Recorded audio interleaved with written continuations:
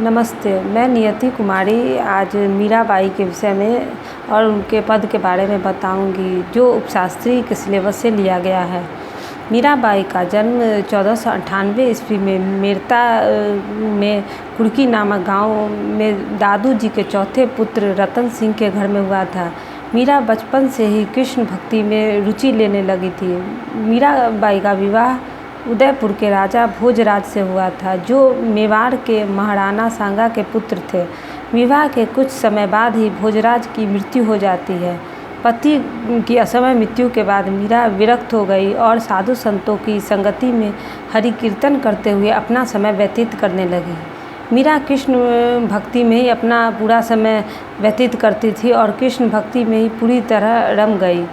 वह कृष्ण की अनन्य भक्त थी। कृष्ण भक्ति और श्रद्धा से भरी रचना के लिए आज भी मीराबाई का नाम बड़े ही आदर से लिया जाता है।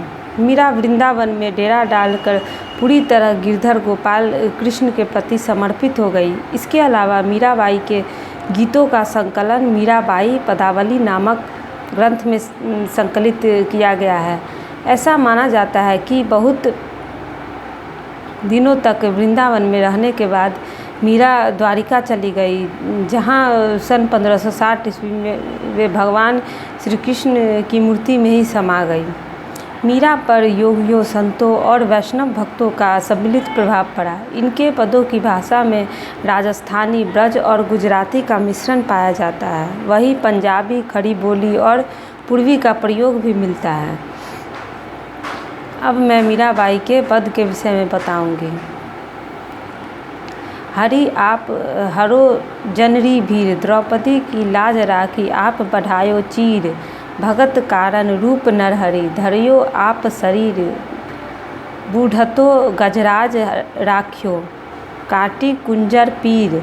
दासी मीरा लाल गिरधर, हरो मारो वीर। इस पंक्ति के माध्यम से मीराबाई कहती है कि हे प्रभु, अर्थात वे श्री कृष्ण से कहती है कि हे प्रभु, जिस प्रकार आप सभी की पीड़ा को दूर करते हैं, उसी प्रकार मेरी भी पीड़ा को दूर करो।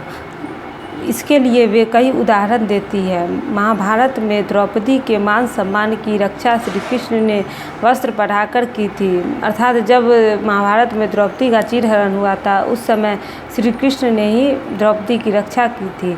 आगे वे कहती है कि जैसे भक्त प्रहलाद की रक्षा आपने नरसिंह का रूप धारण करके की थी, जैसे आपने डूबते हुए एरावत हाथी की रक्षा की थी, उसी प्रकार आप मेरी रक्षा करो। दासी मीरा कहती है कि हे मेरे लाल गिरधर गोपाल, आप मेरी भी पीड़ा को हरो। जैसे आपने समस्त जगत की पीड़ा को हरा है, उस प्रकार मेरी भी पीड़ा को हरो। इस पद में मीराबाई अपने प्रिय भगवान श्री कृष्ण से विनती करते हुए कहती है कि प्रभु, अब आप ही अपने भक्तों की पीड़ा को हरें। आगे वे कहती है कि श्याम माने चाकर राखो जी, गिरधरी लाल माने चाकर राखो जी। चाकर रहस्यु बाग लगास्यु, नित उठ दर्शन पास्यु। बिंदरा वनरी कुंज गली में गोविंद लीला गास्यु। चाकरी में दर्शन पास्यु, सुमरन पास्यु खर्ची। भाव भक्ति जागिरी पास्यु, तीनू बाता सरसी। मोर मुकुट पीताम्बर सोहे, गले वैजंती माला। बिंद्रावन में धेनु चरावे, मोहन मुरली वाला। ऊंचा ऊंचा महल बनावा, बीच बीच राखू बाड़ी। सावरिया दर्शन पास्यु, पहर कुसुम्बी साड़ी। अर्थात इस पद में मीरा श्री कृष्ण से प्रार्थना करती हुई कहती है कि हे श्याम, हे गिरधर गोपाल, आप मुझे अपना चाकर अर्थात नौकर बना लीजिए, नौकर रख लीजिए। आप मुझे अपना सेवक रख लीजिए।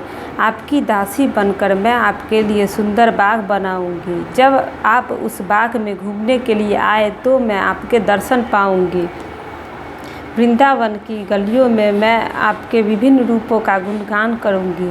आपकी दासी बनकर वेतन के रूप में आपके दर्शन पाऊंगी और खर्च के रूप में आपके सुमरन गाऊंगी। आगे मीरा कहती है कि हे मेरे प्रभु श्री कृष्ण, आपकी भाव भक्ति के रूप में मैं आपके दर्शन पाऊंगी। ये तीनों ही बातें मुझे बहुत अच्छी लगती है। मेरे श्री कृष्ण के शरीर पर पीताम्बर वस्त्र और सिर पर मोर मुकुट बहुत ही सुशोभित होते हैं, और गले में वैजयंती माला भी आपकी शोभा को बढ़ाती है। वृंदावन की गलियों में वे गाय चराने जाते हैं और बहुत ही सुंदर मुरली बजाते हैं, जिस मुरली की धुन से सभी अपना सुध-बुध खो बैठते हैं। आगे वे कहती है कि मैं अपने गिरधर गोपाल के लिए सुंदर महल बनाना चाहती हूँ और उसके बीच बीच में खिड़कियाँ बनाना चाहती हूँ, अर्थात महल में थोड़ी थोड़ी दूर पर खिड़कियाँ बनाना चाहती हूँ जहाँ से मैं उनके दर्शन पा सकूँ। जब वे महल में आए तो मैं लाल रंग की साड़ी पहनकर अपने प्रभु श्री कृष्ण के दर्शन पा सकूँ। ऐसी इच्छा मीरा के मन में है और वे इन पदों के माध्यम से अभिव्यक्त करती है।